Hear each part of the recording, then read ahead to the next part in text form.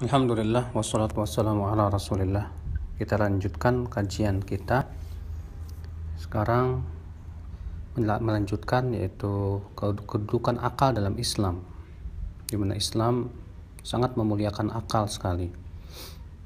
Allah Subhanahu wa taala mengkhususkan orang-orang yang berakal dengan pengetahuan yang sempurna akan maksud tujuan ibadah dan hikmah-hikmah syariat. Karena itu semua tidak mungkin dipahami kecuali dengan menggunakan akal pikiran kita tentunya. Allah berfirman, wattaquni ya ulil albab, bertakwalah kamu kepadaku hai orang-orang yang punya akal pikiran. Artinya Allah menyuruh kita untuk menggunakan akal pikiran kita, memahami tentang hakikat ketakwaan. Allah juga berfirman, walakum fil qisasi hayatun ya ulil albab la'allakum tattaqun. Bagi kalian dalam kisos itu ada kehidupan hai orang-orang yang berakal. Agar kalian bertakwa, artinya hanya orang-orang yang berakal aja yang memahami tentang manfaat kisos.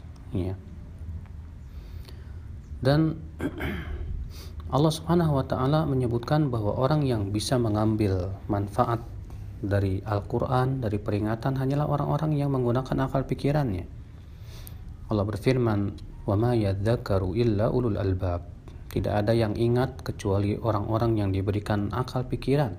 Al-Baqarah ayat 269. Allah juga berfirman, laqad kana fi qasasihim ibratun liulil albab. Sungguh di dalam kisah-kisah mereka itu terdapat pelajaran bagi orang-orang yang berakal. Yusuf ayat 111. Dalam ayat ini Allah menyebutkan bahwa hanya orang-orang yang berakal yang bisa mengambil pelajaran dari itu semua. Adapun orang yang tidak menggunakan akal pikirannya, dia tidak akan bisa mengambil pelajaran. Demikian pula Allah menyebutkan tentang orang-orang yang berakal, bahwa mereka itu suka memikirkan penciptaan langit dan bumi. Allah mengatakan, inna fi khalqis samawati wal ardi wa ikhtilafil laili wan nahar laayatin liulil albab. Sesungguhnya dalam penciptaan langit dan bumi, pergantian siang dan malam, terdapat tanda-tanda kebesaran Allah untuk orang-orang yang berakal. Orang-orang yang diberikan akal pikiran. Sehingga ketika ia memikirkan penciptaan langit dan bumi itu, dia menyadari siapa dirinya, bahwa dirinya adalah hamba Allah. Lalu dia pun merealisasikan ibadah dengan sebenar-benarnya kepada Allah Subhanahu wa taala. Kenapa? Karena ia menggunakan akal pikirannya. Demikian pula Allah Subhanahu wa taala dalam Al-Qur'an mencela taklid. Taklid itu artinya ikut-ikutan.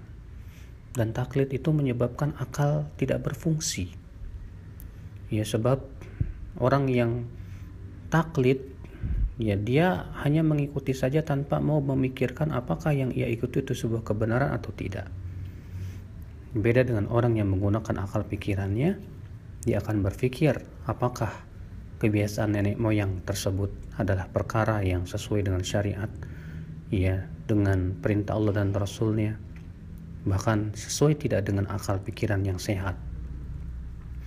Makanya Allah mencela orang-orang musyrikin dalam firman-Nya, wa idza qila lahum ittabi'u ma anzalallah qalu bal nattabi'u ma alfayna 'alaihi aba'ana awalau kana aba'uhum la ya'qiluna syai'an wa la yahtadun.